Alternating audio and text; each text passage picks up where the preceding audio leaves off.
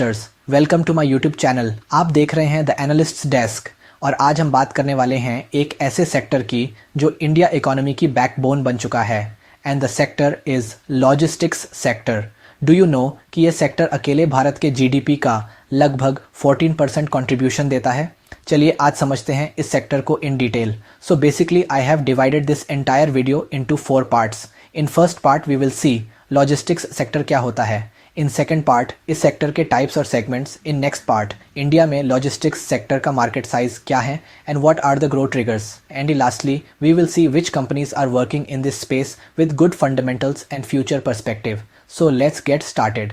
Logistics sector का मतलब है गुड्स को एक जगह से दूसरी जगह पहुंचाना, उसे स्टोर करना, ट्रैक करना और ऑन टाइम पर डिलीवर करना। इसमें रोड, रेल, एयर और वाटर जैसे ट्रांसपोर्ट मोड्स के साथ साथ warehousing, inventory management, packaging और डिलीवरी जैसी सर्विसेज आती हैं।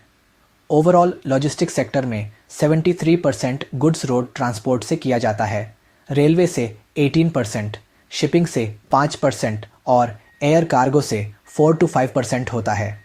भारत में यह सेक्टर अप्रॉक्स 22 मिलियन लोगों को रोजगार देता है और सरकार की कई स्कीम्स जैसे पीएम गति शक्ति, भारतमाला, सागरमाला और नेशनल लॉजिस्टिक्स पॉलिसी इसके डेवलपमेंट में बड़ी भूमिका निभा रही हैं। अब बात करते हैं बिजनेस मॉडल की।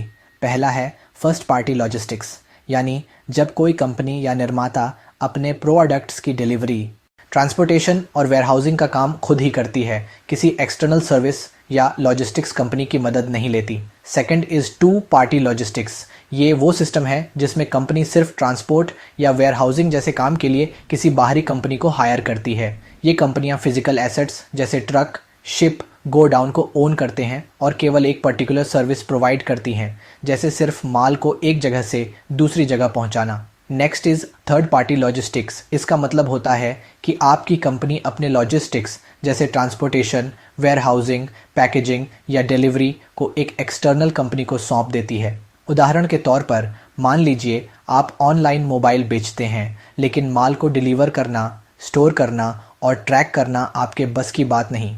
ऐसे में आप डिलीवरी, ब्लू डार्ट या टीसीआई एक्सप्रेस जैसी 3PL कंपनियों को हायर करते हैं जो ये सारे काम आपके लिए करती हैं। अब बात करते हैं अगले लेवल की, फोर्थ पार्टी लॉजिस्टिक्स। 4PL वो मॉडल है जिसमें कंपनी सिर्फ डिलीवरी नहीं बल्कि पूरे सप्लाई चेन की प्लानिंग, एग्जीक्यूशन और ऑप्टिमाइजेशन एक एक्सपर्ट को सौंप देती है। फॉर एग्जांपल, एक बड़ी FMCG कंपनी ओवरऑल इंडिया में अपने प्रोडक्ट्स भेजना चाहती है। वो एक्सेंचर लॉजिस्टिक्स या इन्फोसिस SCM जैसी 4PL कंपनी को हायर करती है जो उनके लिए सही 3PL पार्टनर चुनती है, पूरा नेटवर्क डिज़ाइन करती है, टेक्नोलॉजी जोड़ती है और पूरी सप्लाई चेन को मैनेज करती है। And last one is integrated logistics. Integrated logistics का मतलब है सप्लाई चेन से जुड़ी सारी सर्विसेज को एक ही प्लेटफॉर्म पर या एक ही कंपनी द्वारा मर्ज करना। इसमें माल की planning, procurement, storage, warehousing, transportation, inventory management और अंत में डिलीवरी, ये सब शामिल होते हैं। ये सब कुछ एक ही सिस्टम या कंपनी हैंडल करती है। अब बात करते हैं भारत में लॉजिस्टिक्स सेक्टर के मार्केट साइज के बारे में। भारत का लॉजिस्टिक्स सेक्टर एक्सपोनेंशियली ग्रो हो रहा है। According to Grand View Research report, India का लॉजिस्टिक्स सेक्टर साल 2024 में $228.4 बिलियन का रेवेन्यू जनरेट कर चुका है और उम्मीद है कि यह साल 2030 तक ग्रो होकर $357.3 बिलियन तक पहुंच जाएगा।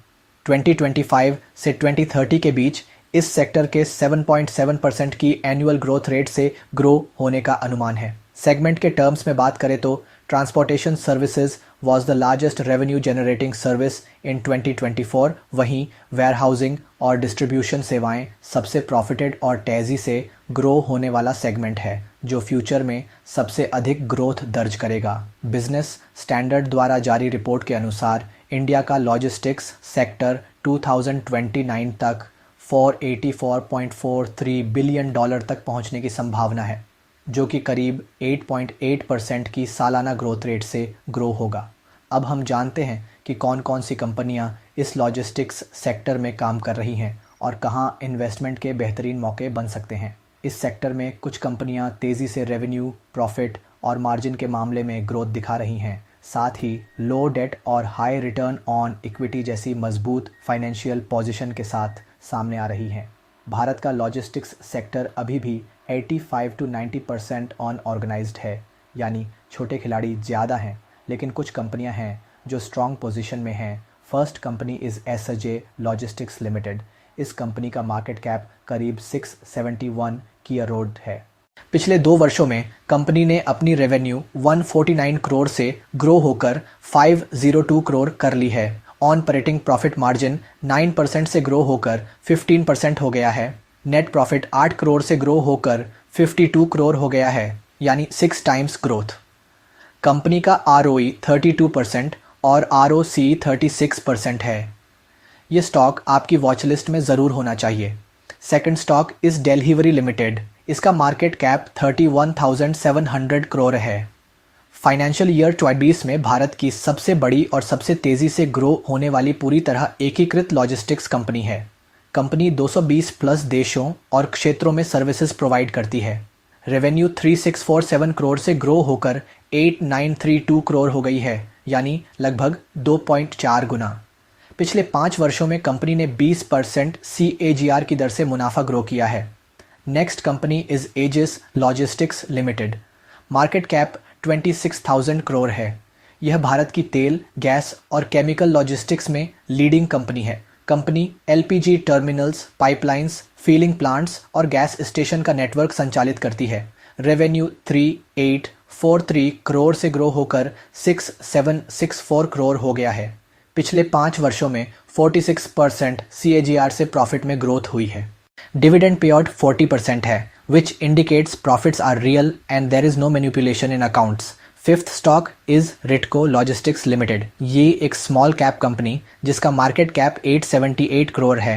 पिछले 5 वर्षों में 39% CAGR की दर से प्रॉफिट ग्रो किया है। औसत ROE 16% और ROS 14% रहा है। Next stock is snowman logistics Limited. Market cap 987 crore. यह एक टेम्परेचर कंट्रोल्ड लॉजिस्टिक्स कंपनी है जो ग्राहकों की आवश्यकताओं के अनुसार सेवाएं देती है। भारत का सबसे बड़ा कोल्ड चेन नेटवर्क संचालित करती है। 44 warehouse, 3 million plus square feet area, 21 शहरों में उपस्थिति, फ्रोजन और चिल्ड प्रोडक्ट्स के लिए स्टोरेज और ट्रांसपोर्टेशन की पूरी रेंज देती है। पिछले 5 वर्षों में 19% CAGR से प्रॉफिट में growth, dividend pay out around 173% है, या एक मजबूत कैश फ्लो का संकेत है। Seventh stock is VRL logistics Limited. Market cap 5500 crore है। मुख्यतः डोमेस्टिक गुड्स ट्रांसपोर्टेशन में कार्यरत है। साथ ही bus operation, air travel, power sales और विंडमिल से जुड़े CER यूनिट्स भी बेचती है। नेट प्रॉफिट 45 करोड़ से ग्रो होकर 183 करोड़ यानी करीब 3 गुना हुआ है। OPM 14% से ग्रो होकर 18% हुआ है। Eighth stock is container corporation of India limited. सरकारी कंपनी। मार्केट कैप 46,700 करोड़ है। मुख्य व्यवसाय है रेल के जरिए कंटेनर ट्रांसपोर्टेशन। साथ ही पोर्ट्स, एयर कार्गो और कोल्ड चेन का भी संचालन करती है। Dividend yield around 1.5%। Next stock in the list is transport corporation of India limited. Market cap 9,700 crore है। Warehousing, port logistics, freight forwarding, coastal shipping, end to end supply chain solutions, auto, retail, health care जैसे क्षेत्रों में काम करती है। Last stock is TCI express limited.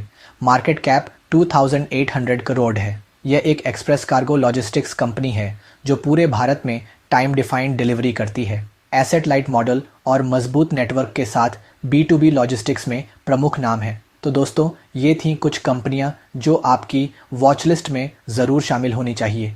नीचे comment में ज़रूर बताएं कि आपको कौन सी कंपनी इस सेक्टर में सबसे प्रॉमिसिंग लगती है। अगर आप लॉन्ग टर्म निवेशक हैं तो ये सेक्टर आपके पोर्टफोलियो का हिस्सा हो सकता है। अगर वीडियो पसंद आया हो तो लाइक करें, शेयर करें, सब्सक्राइब करें द एनालिस्ट्स डेस्क को ऐसे ही शानदार वीडियो के लिए।